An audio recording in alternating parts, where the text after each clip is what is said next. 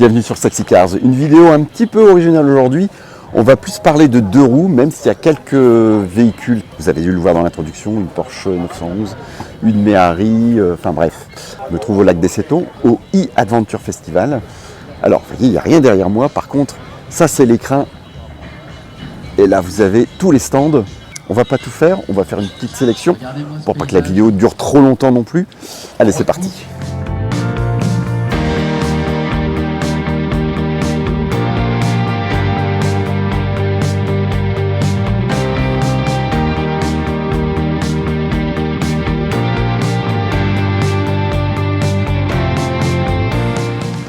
Salut Guillaume. Salut Steph. Guillaume, je vous présente le co-organisateur du e-Adventure Festival. Ce qui m'intéresse de savoir, c'est comment t'es venue l'idée de ce festival. Écoute, un petit peu par hasard, on vient du monde du thermique, de la moto thermique, et on s'est intéressé avec mon associé un petit peu plus près à l'électrique. On avait envie de créer une aventure entrepreneuriale autour de la mobilité électrique, et il nous fallait un petit peu une sorte de laboratoire. Et pour nous, l'électrique, c'était un peu ça.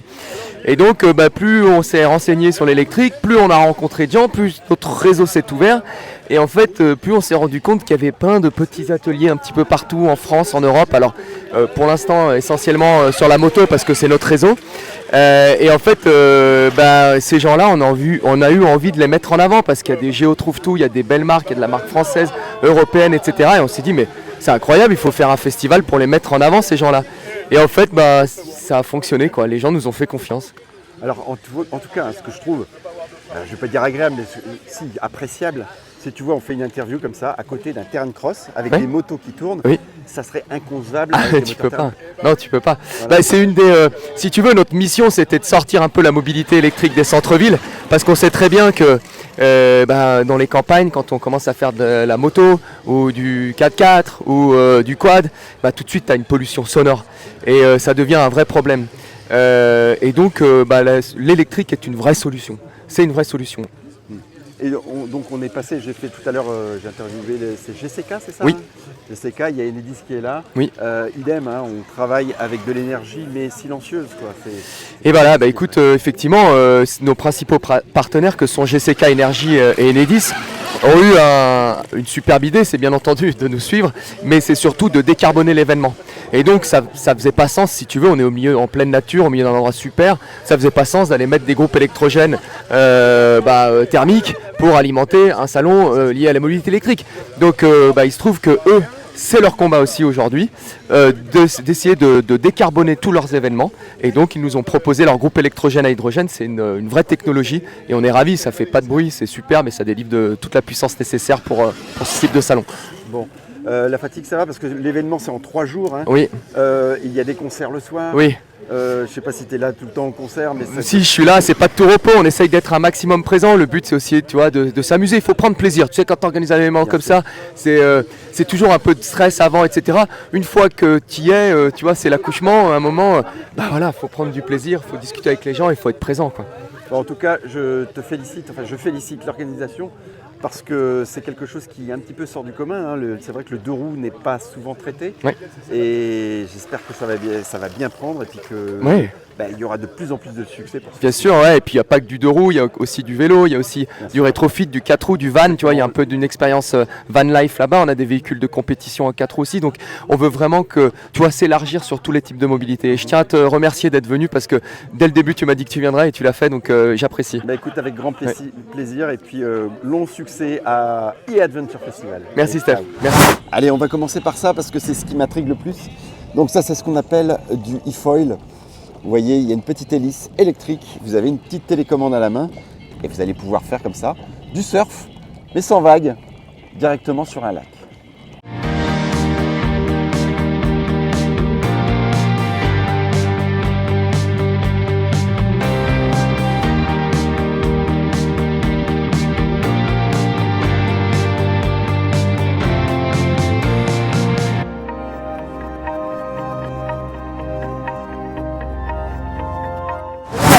Salut Steph. On se retrouve au Céton ici avec toi. T'as un beau t-shirt. Merci. On devine un petit peu de quoi ça parle. Est-ce que tu peux nous parler de ton projet ou plutôt de ta réalisation?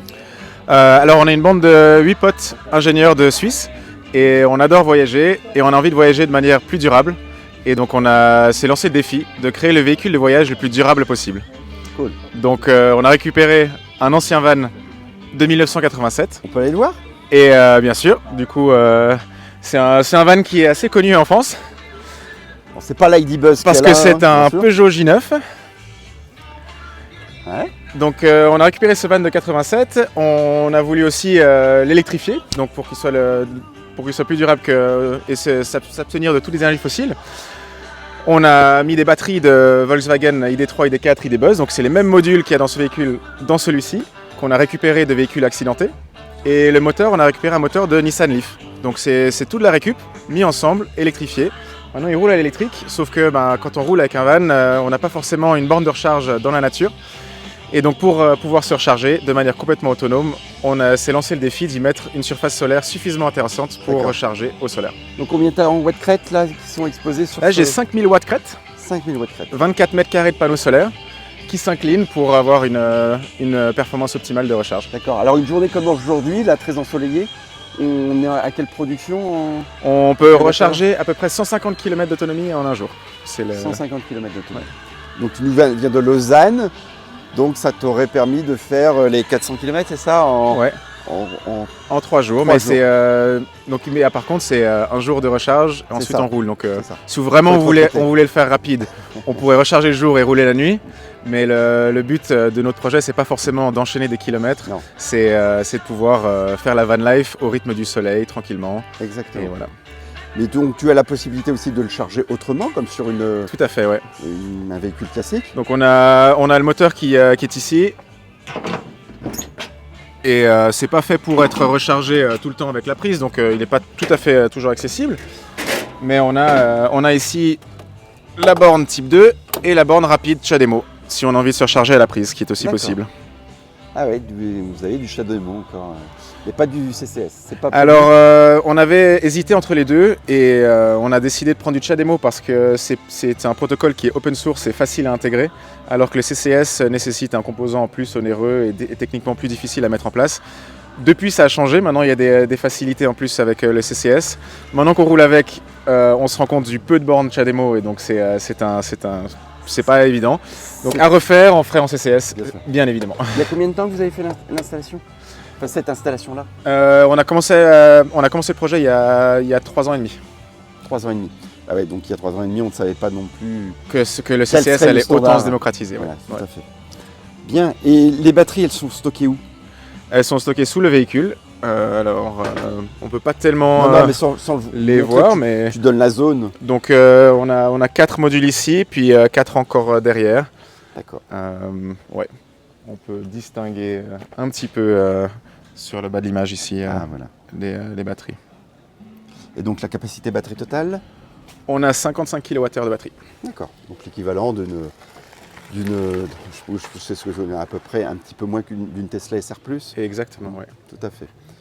Bien, c'est du LFP ou du NMC? C'est du NMC. Mais on a déjà fait un tour de Suisse pendant 50 jours, 3500 km, 37 événements. On a été aux écoles, sensibiliser les élèves aux ordres de grandeur d'énergie et à se lancer sur des projets innovants. On a alimenté un cinéma open air, on a alimenté un concert, on a alimenté des fours à raclette, des fondus pour vraiment aller à la rencontre des gens. Et puis on a aussi été dans la nature pour être le plus dans les paysages aussi. Ça évite le groupe électrogène. Exactement. Donc la seule contrainte maintenant, c'est l'eau. On a un réservoir de 50 litres qui nous donne quand même une autonomie assez longue. Mais outre l'eau, on peut rester indéfiniment dans la nature. Oui. D'accord. Et l'eau, on peut l'avoir là. On peut l'avoir là aussi. Quelles sont les évolutions futures que vous envisagez même dans ce van-là Oui. Alors, à part le CCS. Dans ce van-là, on a quelques petites choses qu'on a envie d'améliorer, mais finalement, il se comporte au-delà de nos attentes. On est vraiment contents. Et le prochain projet avec ce véhicule, ce serait de faire une très longue distance. Il y a encore certains records à battre au niveau de véhicules solaires, purement solaires sur route. Et notre prochain projet un peu pionnier, ce serait de faire la traversée Eurasie de l'Atlantique au Pacifique. D'accord. Voilà. Beau projet. Merci. Écoute, merci beaucoup Max. Et puis bon courage dans des aventures futures. Merci beaucoup.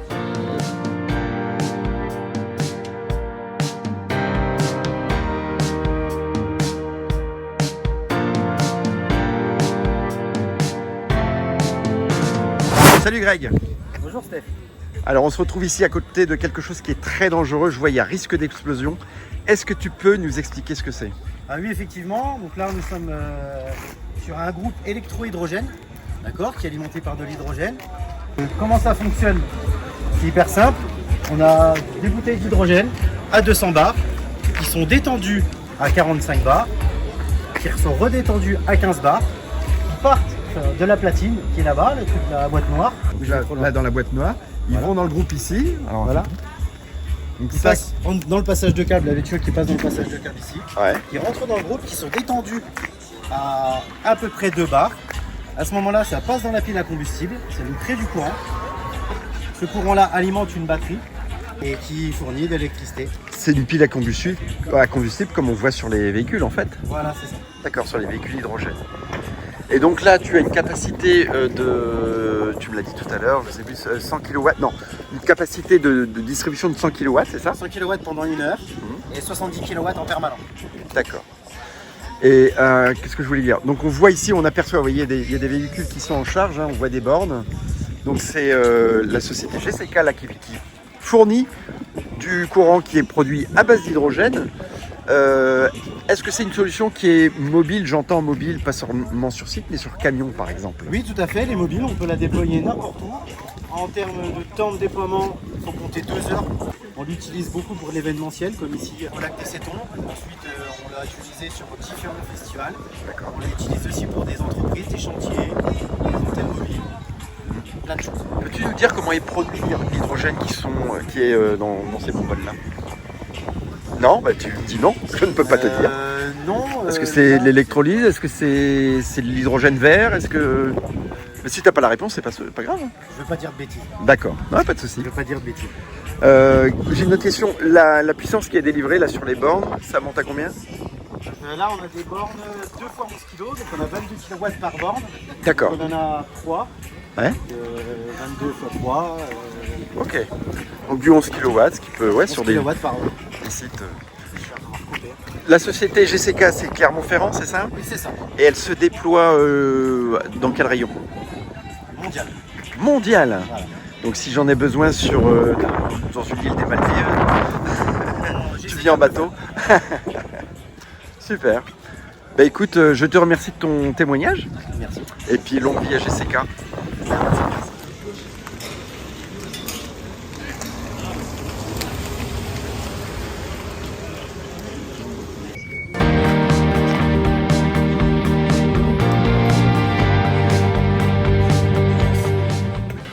Allez, on va s'intéresser à une marque qu'on avait découvert sur le salon Vivatech. Je ne sais pas si vous avez vu la vidéo.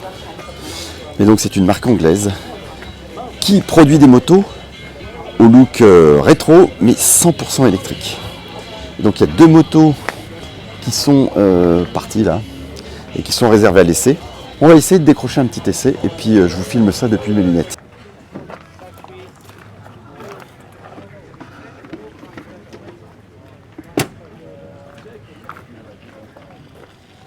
Ensuite, là tu as les modes de conduite qui s'affichent. D'accord, Tu as 3 modes, 1, 2, 3. ok, Le 1 c'est le plus puissant, le 3 c'est le moins puissant. d'accord, Voilà. Frein avant, frein arrière, freinage combiné dans tous les cas. Donc ça freine les deux en même temps. ok. Voilà, rien de plus à savoir. A tout de suite.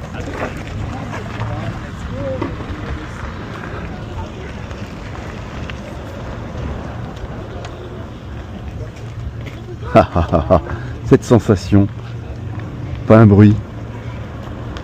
Donc là je suis en mode 3, hein, c'est le moins puissant.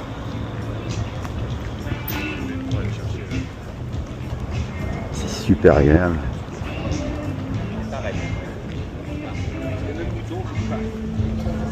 Merci. Allez, là je démarre. Je suis en plus petite puissance là. La Seine à droite.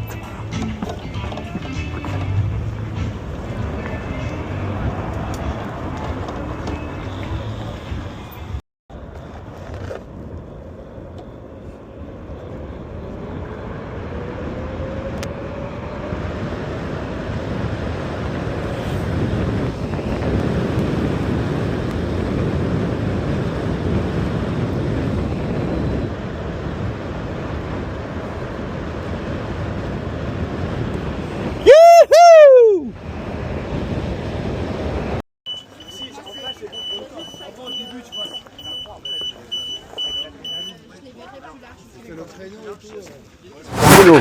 Bonjour. Alors Bruno, il est là, il est au IF Festival Adventure. Je vais vous montrer pourquoi il est là.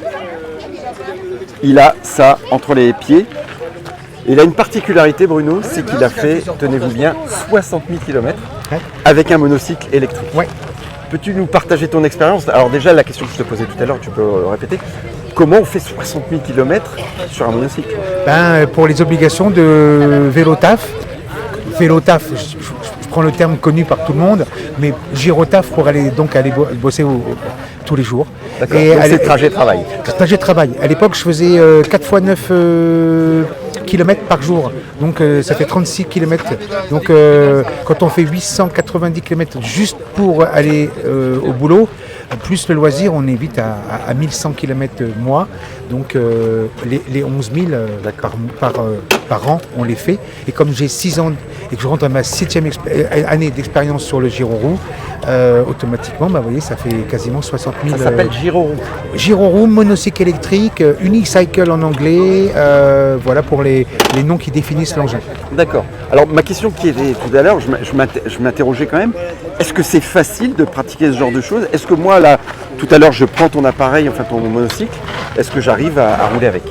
Non, parce qu'il faut quand même un petit temps d'adaptation, quand même. Moi, il m'a fallu 3 jours. J'ai eu la chance de tomber sur un tutoriel d'un Britannique qui expliquait qu'il fallait essayer de monter dessus pendant 30 minutes avec différentes étapes le long du mur, avec un IPM dans un parking souterrain pour pouvoir être totalement suspendu sur la machine et sentir la motricité. Donc 30 minutes d'essai, 3 heures on arrête, 30 minutes on revient dessus, 3 heures on arrête, 30 minutes on revient. Et pendant la nuit, le cerveau il vous demande dans votre subconscient quelque part qu'est-ce que tu as voulu me faire aujourd'hui, et puis vous voyez que le lendemain vous montez dessus avec beaucoup plus de facilité, toujours avec la même méthode, et au 3e jour vous êtes lancé. Voilà. Mais lancé comme un débutant, voilà, comme un jeune permis qui prend la voiture. C'est pas accessible du jour au lendemain, par exemple dans un stand de foire, on peut pas en faire. Non, sauf aptitude exceptionnelle du pilote, quoi. Mais en général il faut un petit peu de temps quand même. Il faut un peu de persévérance, mais à la clé vous avez quand même une sensation au pied qui est incroyable, puisqu'on est quand même sur une sensation un peu comme le ski. C'est comme si on faisait du ski dans un milieu urbain mais sans neige, en termes de sensation et mouvement et tout ça. On peut parler de l'autonomie? Oui, mais l'autonomie, en tout cas pour moi, c'est une machine qui fait 29 kg et qui fait 50 km d'autonomie pour 1500 watts de batterie embarquée.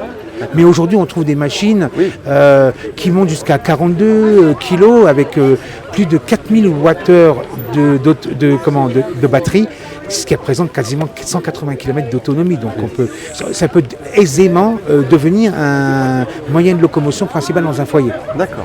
Voilà. Ok, écoute, merci beaucoup pour répondre à ces questions. Et puis je te souhaite encore beaucoup de kilomètres sur ton monocycle. Avec son festival. Au revoir. Et bien voilà, on va conclure cette vidéo sur de superbes images du lac des Sétons, dans le Morvan. Encore félicitations à Guillaume et son équipe pour l'organisation de ce festival. Vous avez dû remarquer que ma voix est un petit peu grave et puis je suis un peu pris du nez. Oui, j'ai été malade pendant ces 3 jours, mais ça ne m'a pas empêché de passer un super moment lors de ce e-Adventure Festival qui, j'espère, en annonce beaucoup d'autres. Prenez soin de vous, restez positifs. Ciao.